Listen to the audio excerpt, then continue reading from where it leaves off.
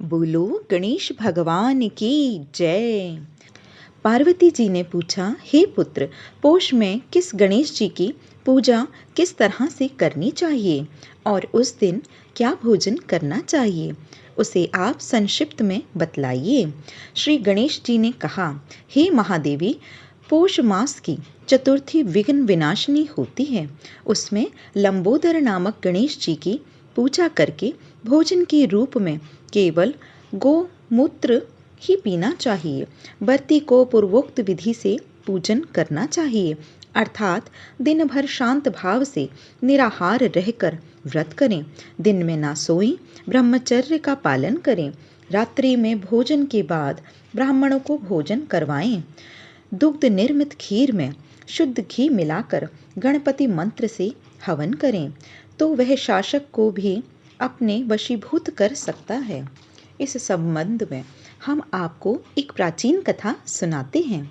एक बार रावण ने सभी देवताओं को जीतकर मदांत हो संध्या कर रहे बाली को पीछे से जाकर पकड़ लिया। बलशाली बाली रावण को अपनी काख में दबाए आकाश मार्ग द्वारा किष्किंधापुरी में ले आया और उस बंधी रावण को अपने पुत्र अंगद के लिए खिलौने के रूप में दे दिया। रावण के गले में रस्सी बांधकर अंगद ने उसे नगर में घुमाना शुरू कर दिया। विश्व विजयी रावण की ऐसी हालत देखकर सभी नगरवासियों ने अट्टहास किया। जनता कहने लगी, अरे देखो तो सही, यह विश्व विजेता रावण आज राजकुमार द्वारा सड़कों पर घुमाया जा रहा है। पूर्ववासियों की बात से रावण बहुत ही लज्जित हुआ। उसका दर्प चूर हो गया। उसने अपने नाना पुलस्त मुनि का स्मरण किया। अपने नाती की दीन पुकार से मुनि को आश्चर्य हुआ कि उसकी नाती की ऐसी दशा क्यों हुई। अत्यंत गर्व करने से देव, दानव, मनुष्य आदि सभी का पतन अवश्य होता है। रावण के समीप आकर मुनि ने पूछा कि तुमने मुझे क्यों याद किया है। रावण ने कहा, हे नाना जी, देवताओं को जीतने के कारण गर्व करने से मेरी यह दुर्गति हुई है। मैंने संध्या करते हुए एक वानर राज को देखा।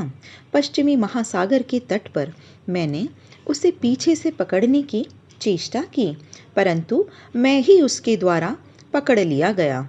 मुझे उसने यहाँ लाकर गले में रस्सी बांधकर अपने लड़के को खेलने के लिए दे दिया। इस दुर्गति को देखकर नगरवासी मेरी हंसी उड़ाते हैं। हे देव, इसी चिंता में मैं व्याकुल रहता हूँ। रस्सी में बंधे रहने के कारण मैं असशक्त हो गया हूँ।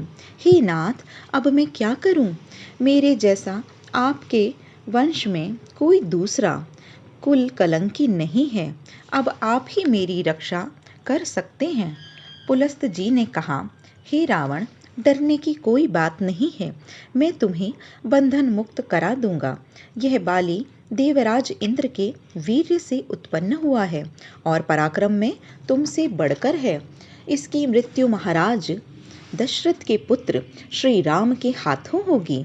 हे राक्षस राज, यदि तुम बाली के बंधन से छूटना चाहते हो तो मेरी बात मानकर संकटनाशन गणेश जी का व्रत करो।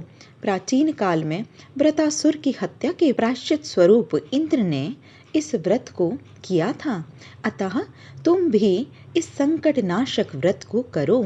बहुत शीघ्र ही तुम्हारा कलेश दूर होगा।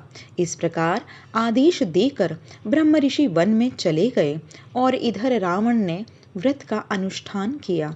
हे देवी, इस व्रत के प्रभाव से रावण तत्काल ही बंधन रहित हो गया और सुखपूर्वक अपना राज्य करने लगा।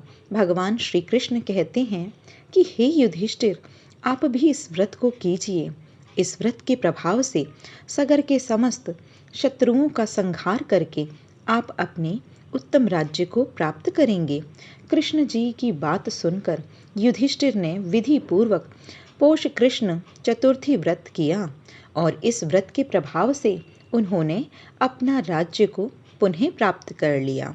बोलो गणेश भगवान की जय।